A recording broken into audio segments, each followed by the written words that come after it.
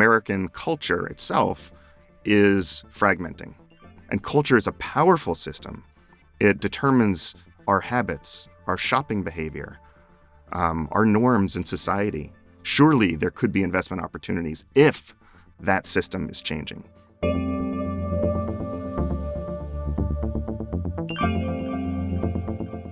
November 2015. A&P's last grocery store goes dark. A sign in the window thanks customers for 156 years. Rewind to 1930. That year, the Atlantic and Pacific Tea Company operated nearly 16,000 shops in North America. That made it the world's biggest retailer, and it sold everything from fresh cut pot roast to peanut butter. So what happened? The world got complicated. TV ads stoked demand for new brands, and Americans stopped buying A&P's private label products. They wanted choice.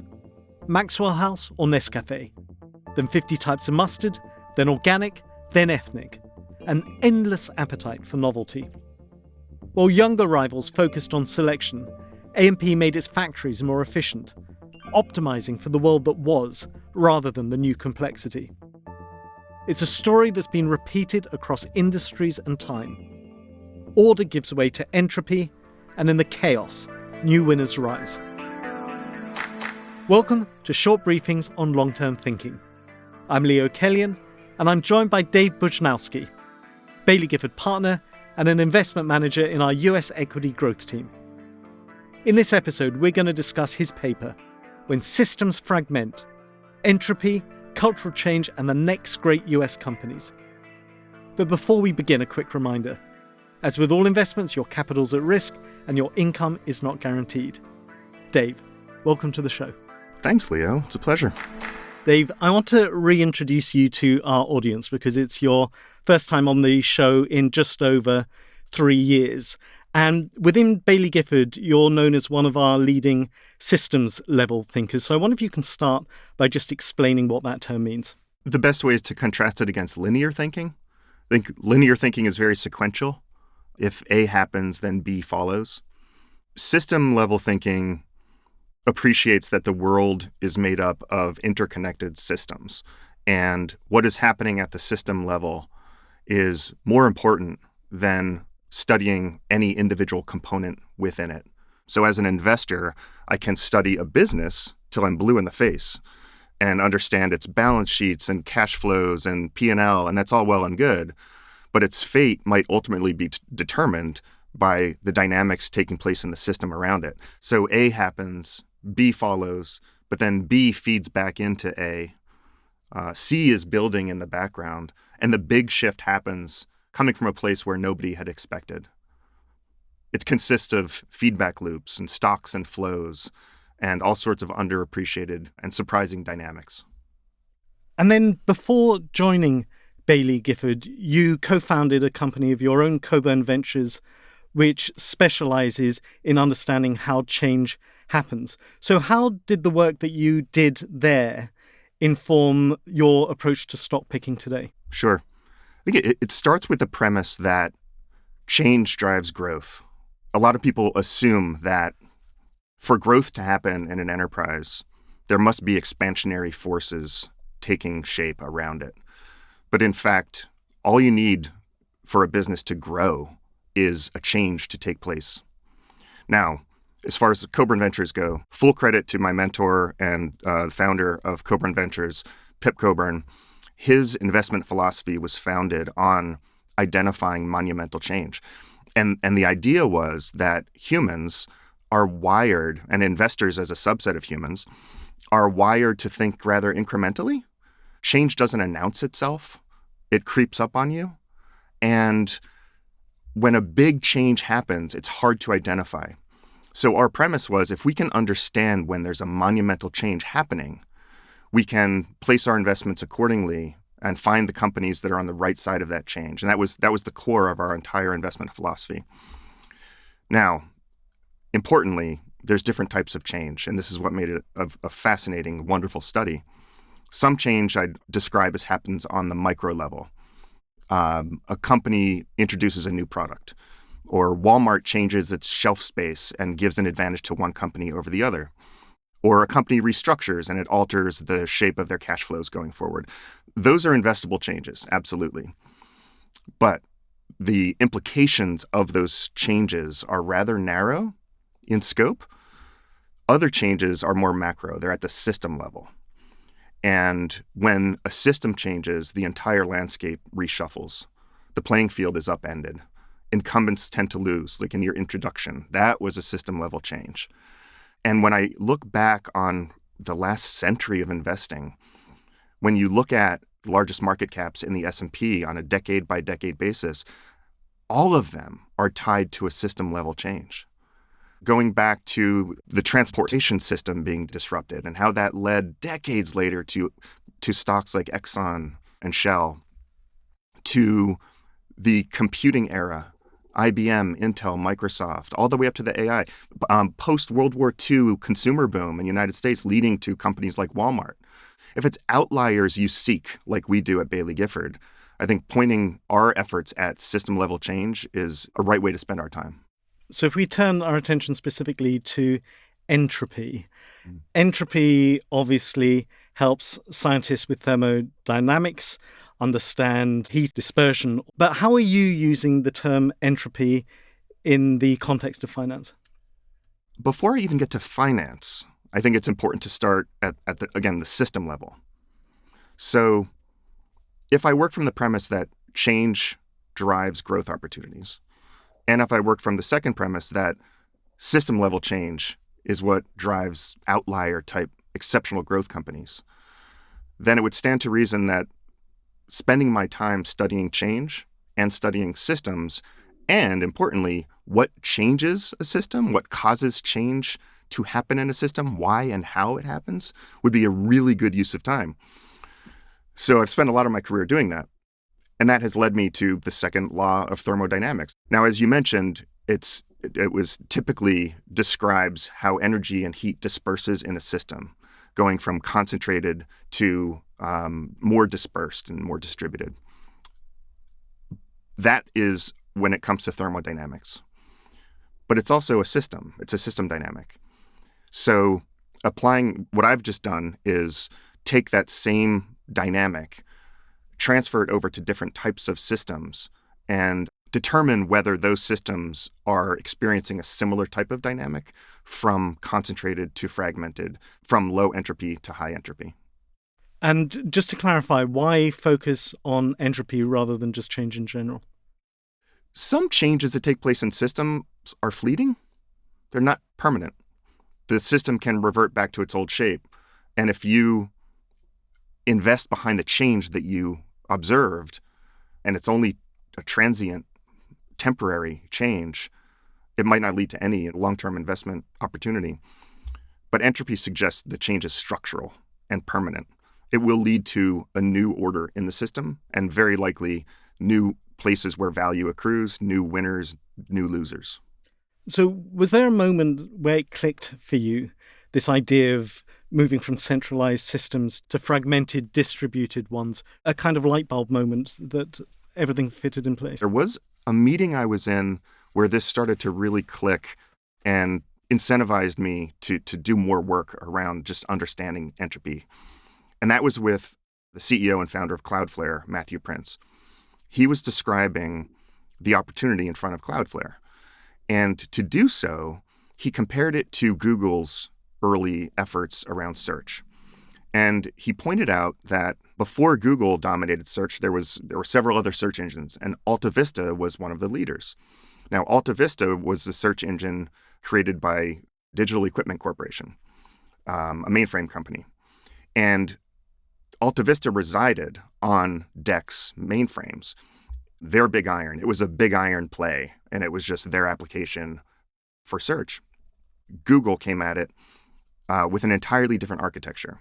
They used commodity servers, fully distributed across a system, layered their own clever intelligence layer on top of those white box commodity servers, and it proved to be far more powerful. Now, there's all sorts of other reasons why Google ended up winning, but they came at it with an entirely new software-defined architecture.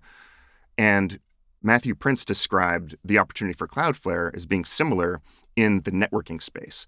Now, he didn't use the words entropy, but that anecdote kind of hit me over the head, and it just got me thinking, what other systems might be ripe for change if this force going from concentrated to fragmented is pervasive and almost a law of nature?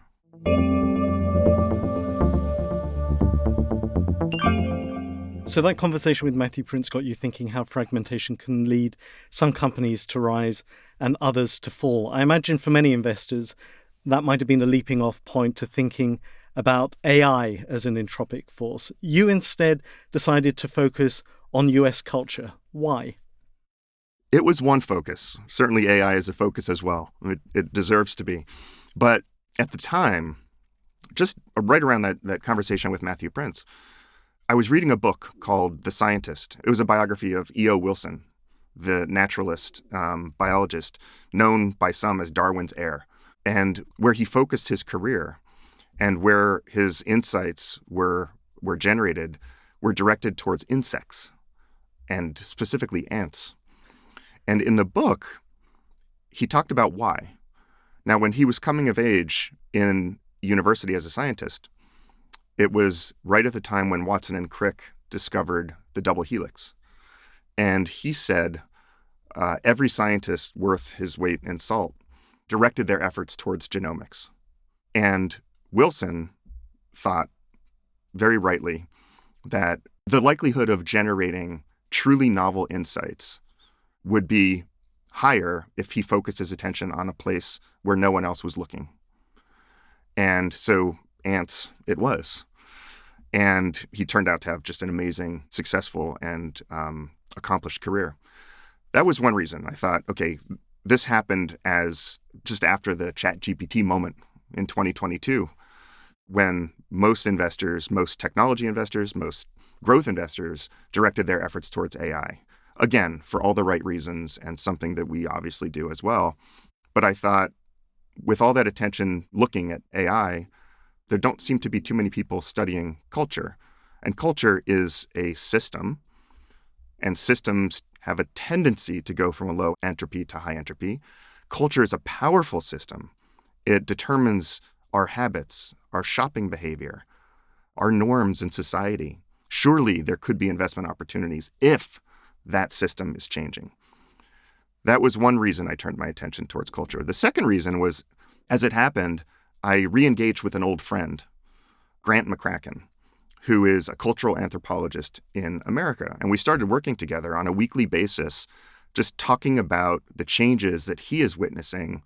A recurring theme in these conversations was an observation that Grant had that American culture itself is fragmenting. That the trends in America that defined, maybe the 1960s and 70s were fragmenting, and American culture itself was getting a bit more chaotic, a bit more random. And it sounded a lot like entropy. So we both leaned into this idea of treating American culture as a system, thinking about whether it was shifting to a higher entropy state, and then as an investor, considering what the investment implications might be. And I think Dr. McCracken came up with a metaphor. He compared it to the North Sea, and we can actually hear him in his own words explaining that. North Sea culture is a metaphor we use to characterize the nature of change and dynamism in the present day. And it gives us a chance to contrast what's happening in the present day with what was happening after World War II. In that moment, there was plenty of change, God knows, but there was also something orderly about the way change would announce itself and install itself in Western cultures. It was a little like standing on the beach at Waikiki in Hawaii, watching these beautiful rollers steaming into shore, treating those as trends on approach, so to speak. You could see them coming. You could see them coming a long way off. You could track them. You could predict them. You had plenty of warning. And that's a world that is now long gone. And hence the North Sea culture metaphor because the North Sea is, of course, a very different place.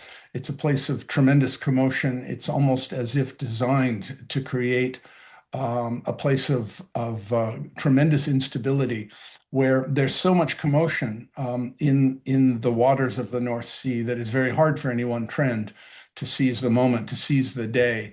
And so what you get instead is this a kind of continual pandemonium.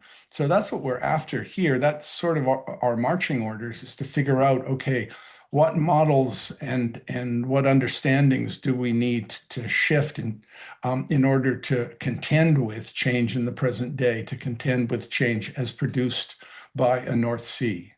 So Dr. McCracken paints a vivid picture of, in his own words, instability and pandemonium. But can you make this concrete for us and just explain how those forces have affected US culture? One we can all relate to, if you're from my generation, is around TV and video entertainment. When I was growing up in America, there were 3 TV stations, and that was it. It eventually became 4. And then we got cable. It got into the hundreds. And now, if we want video entertainment, there's an endless supply, from YouTube to TikTok to Instagram, and so podcasts. And it just keeps expanding. So that is from, a concentrated video platforms to a higher entropy state. Similar dynamics held in religion. In the 1970s, more than 90% of Americans identified as Christian. I think that's down into the low 60s. And the number of Americans who say they don't have any religious affiliation has quadrupled in that time period. Fashion. I think in the early 60s, as my children would kind of say, like the olden days, if you look at photos from that era, it's men in hats and flannel suits and women in dresses. Even the counterculture of the late 60s, there was a defined uniform. So even that wasn't necessarily higher entropy. It was just a different uniform. And today, obviously the styles, it's incredibly hyper-personalized. So almost everywhere I look, we see this shift in a system from lower entropy to higher entropy.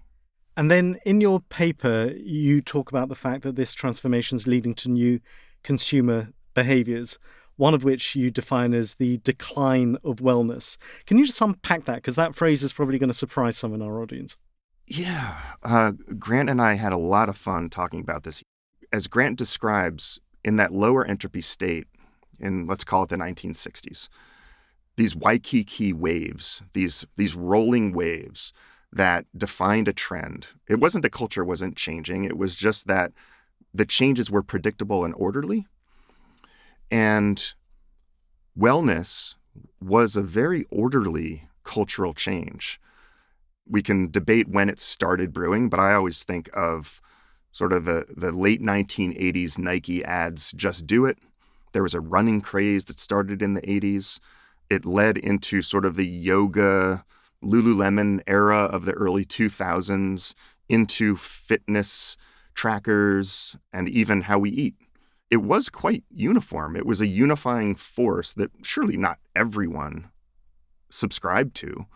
It's not reversing because of entropy, and I want to make that clear. It's fragmenting. It's splintering.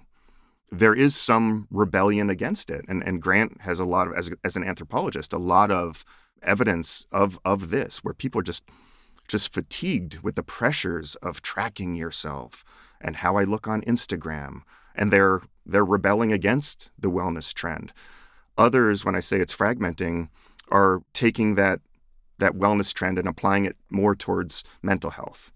It's almost a more stoic, rugged element of this trend. Think Joe Rogan and MMA and cold plunges, and even preparing for this conversation, there's sort of offshoots of this wellness trend that pop up every other week. Some of them are memes.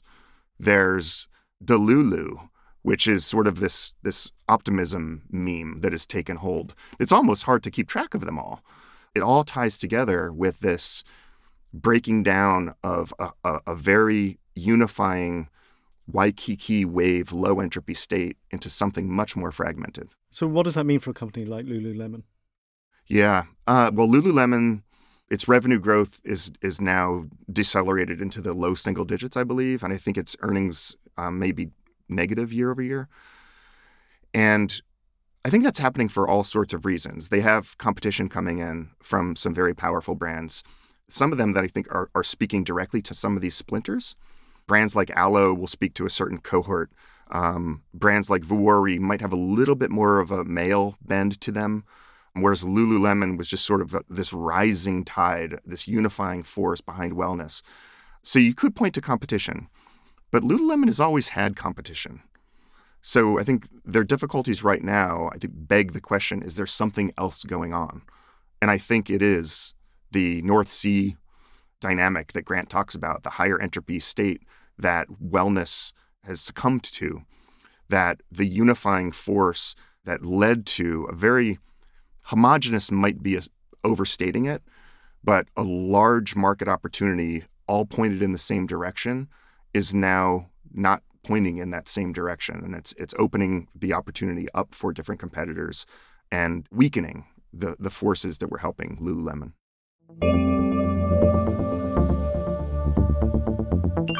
Lululemon isn't one of your portfolio companies. I want to spend our remaining time looking at how the entropy framework applies to the companies that you do hold and some of the signals that you look for as well. Let's start with one of those signals, agility. Why is agility important in a high entropy world? And can you point to a company that proves it? Shopify springs to mind. I'll read a quote in a second from its founder, Toby Lutke. But the idea is that in a North Sea world, as Grant would call it, in a higher entropy state, there is disruptions coming at you left, right, and center. Toby acknowledges that in certain moments, in certain periods, you don't need to be agile. But now we are in one where agility is key because you have to be nimble and not get swept away by some of these undercurrents in the North Sea. So I'll read the quote. "The future belongs to the most adaptable companies. There are actually times when maybe that isn't actually important. There are certain times when we know what we need to do. Let's just go do it. But we are now in these times where there's multiple tidal waves coming from all directions. New technologies emerging here, new ideas everywhere, and we kind of have to take it from zero budget and reinvent the company over and over." And I just love that. He speaks, using another ocean metaphor with tidal waves. I can't help but think of the North Sea and the tumult that Grant speaks to and that Toby is speaking to exactly. And Toby goes on to say that being founder-led helps you direct your company. You have more political capital as a founder to help you be nimble and help you navigate the rough seas. And that's something that, as you know, we at Bailey Gifford lean into quite seriously, are these founder-led companies. Let's stick with Shopify because I know your team has had the privilege of spending substantial time with Toby Lutke.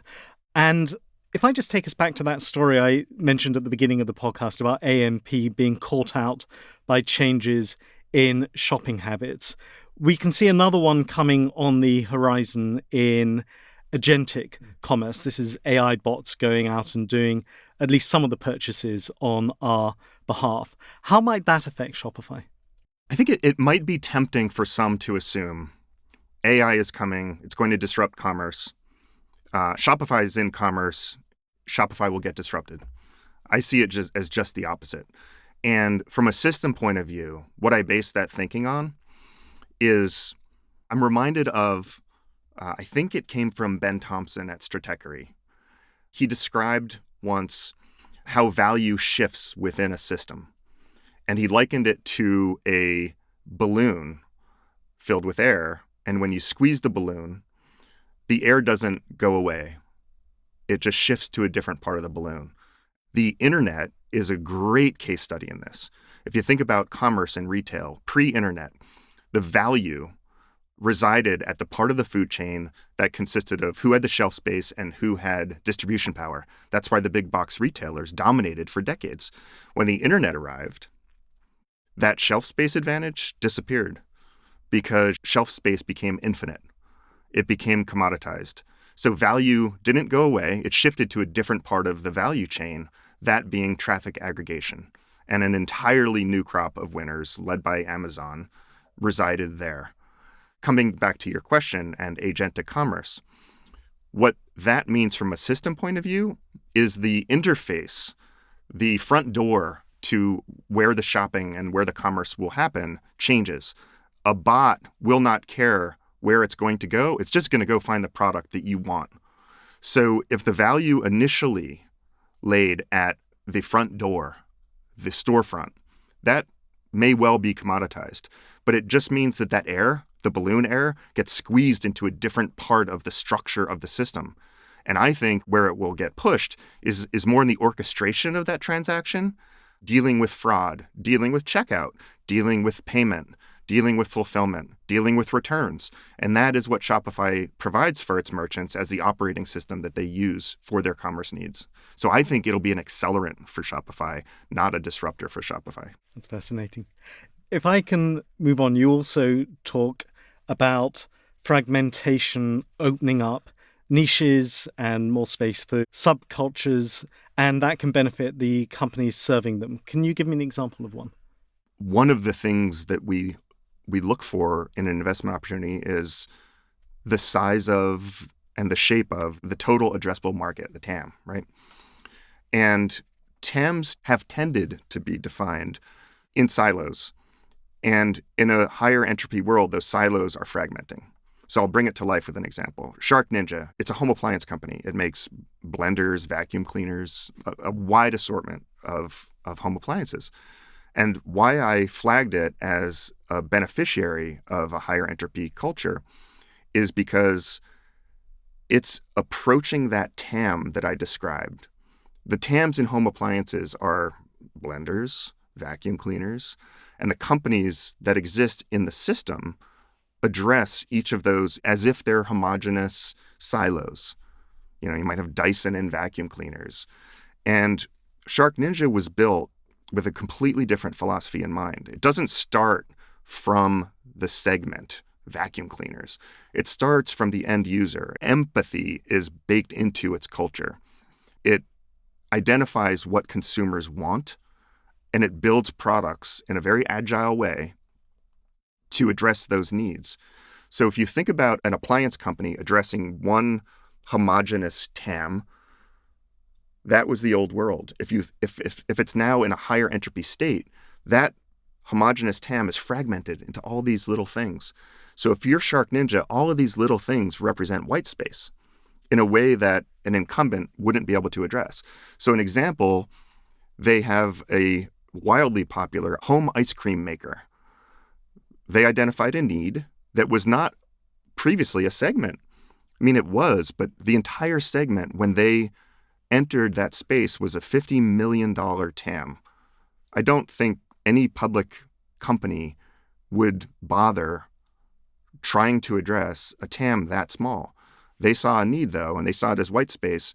And now, just for SharkNinja, this is stale at this point, but a year ago, they would talk about how their ice cream product itself was a $150 million category. So it's tripled the size of the TAM that existed previously because they saw a need, they saw a fragment, and they built product for it. And they do that across many things beyond just ice cream makers.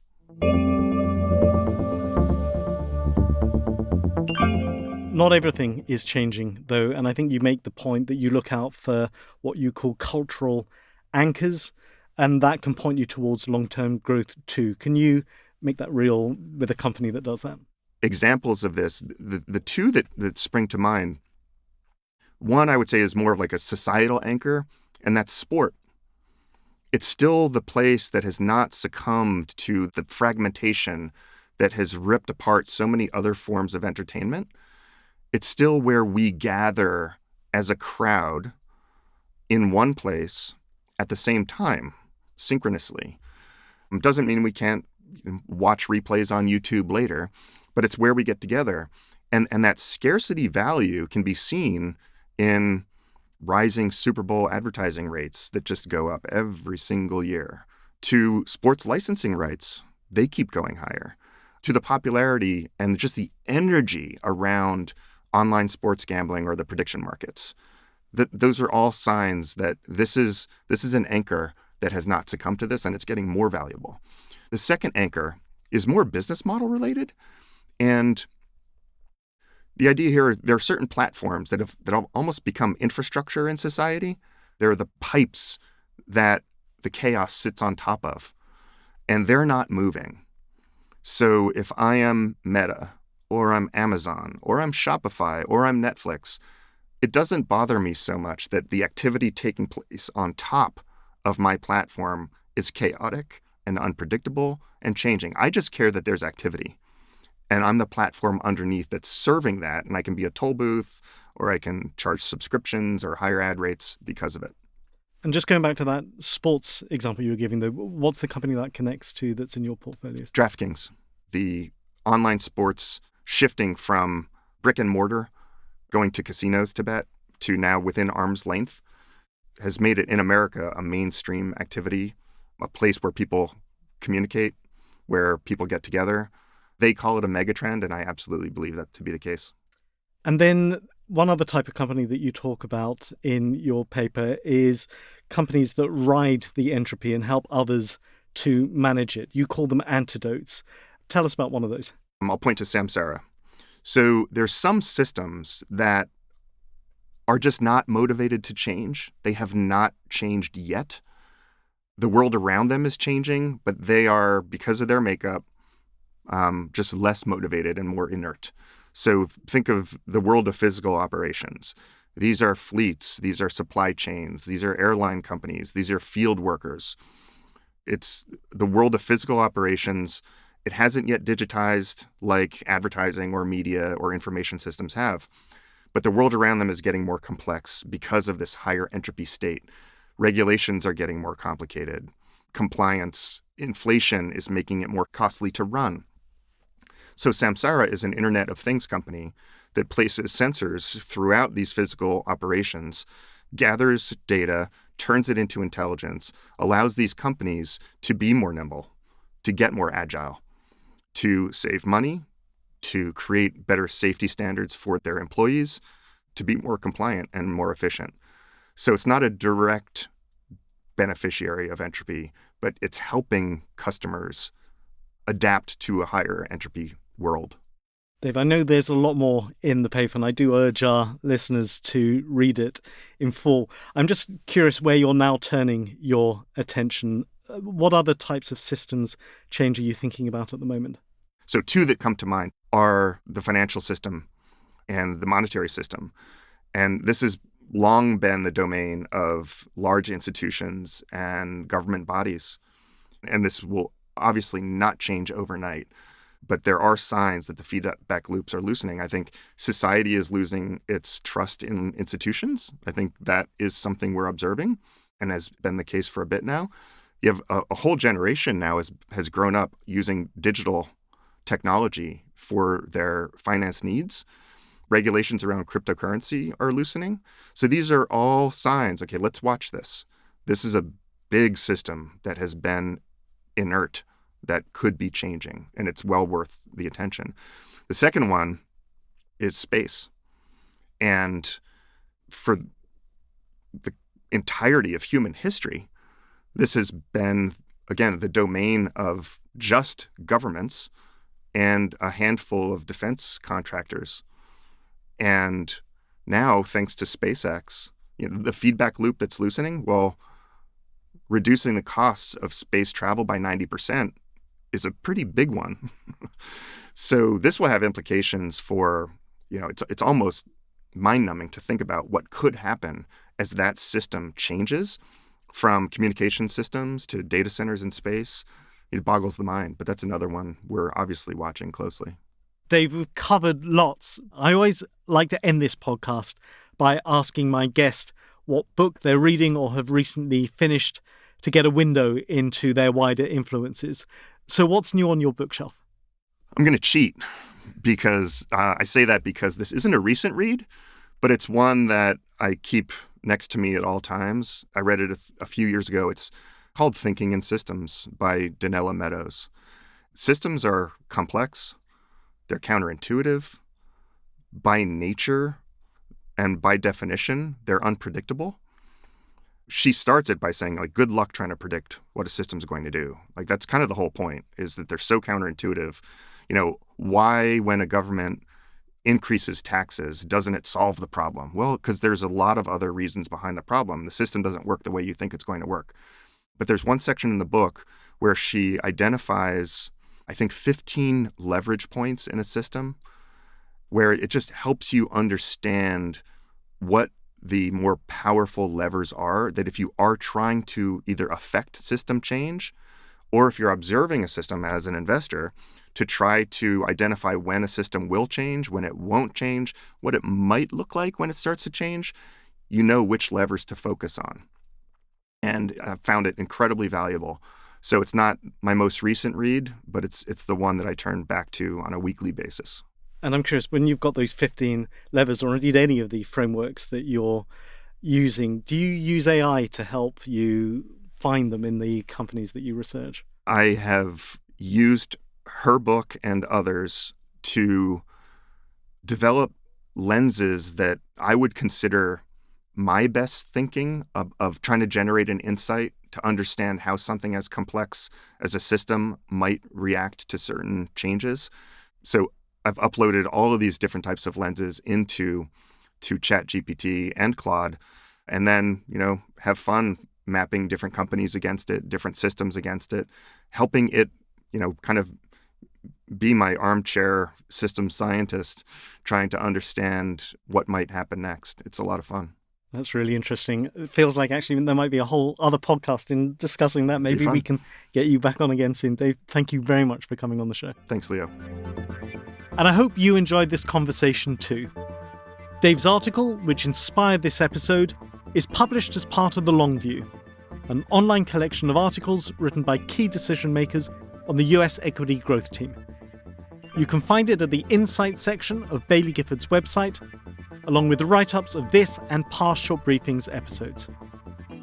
Subscribe to the show via YouTube, Spotify, or any podcast app to be the first to know when the next edition's out, and we'd love it if you left us a comment or review. But for now, that's it. Thanks for listening, and I look forward to briefing you again soon.